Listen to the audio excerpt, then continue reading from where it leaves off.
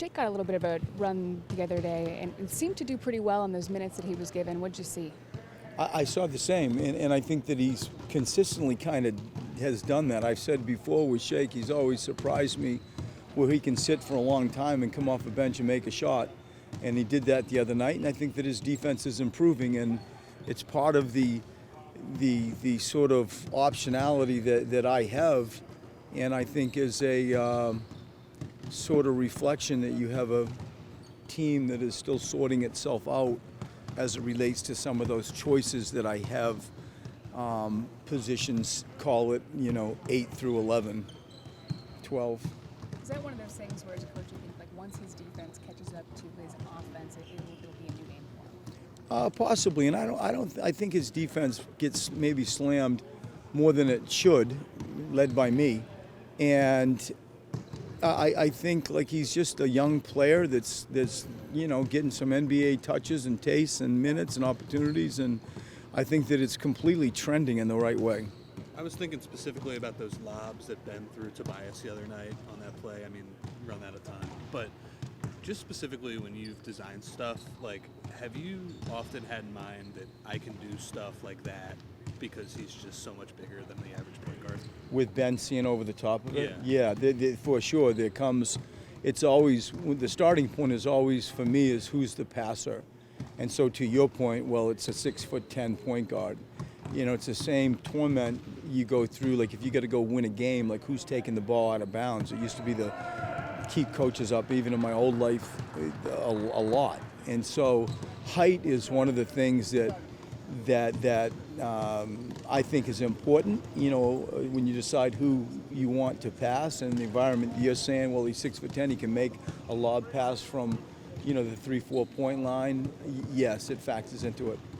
Brett, I know it's only been 2 games, but when you look at what Lloyd is doing, I mean, you have a second-year point guard. I think you have a third-year power forward, 2 rookies starting, and Alex Lynn. I mean, again, it's only been 2 games, but they're 2-0 and they're playing well. Yeah, and I thought, there were signs last year where, they drafted an elusive point guard that can really score, and I think Lloyd's done a great job of highlighting, some of their offensive qualities within the team outside of Trey, and they play hard, and I'm proud of Lloyd. I'm very proud of Lloyd.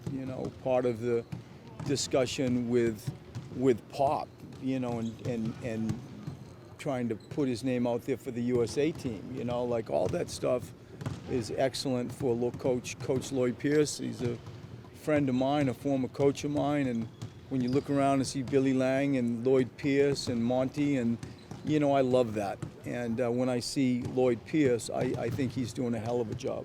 And where did you, like last year, Trey was a matchup problem for y'all towards the end of the season. Where have you seen growth in his game at? Because it seems like he took it to another level.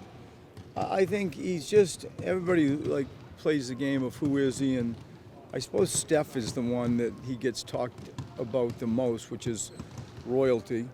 I've always felt like he's had the ability to play in a straight line fashion that's unusual for young guards. I don't see, you see the floaters, I think he's more straight line than floating. I think that his ability to make the floaters, is elite, and he needs it.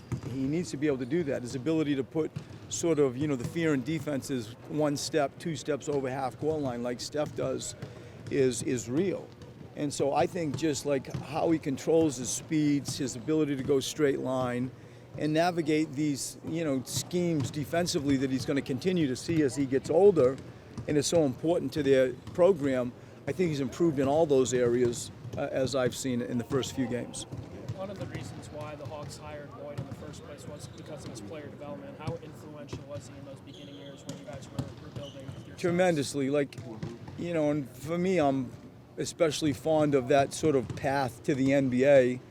You got sometimes video guys that move up the food chain, and then you got sort of development guys. It's what I did my entry into the NBA with Pop, and so I have a affinity, a fondness, an appreciation for that side of somebody's progress. And he was incredibly influential for me, with me, as was Billy Lang. And, you know, you have that as a cornerstone to how you think, like how do you just simply get people better?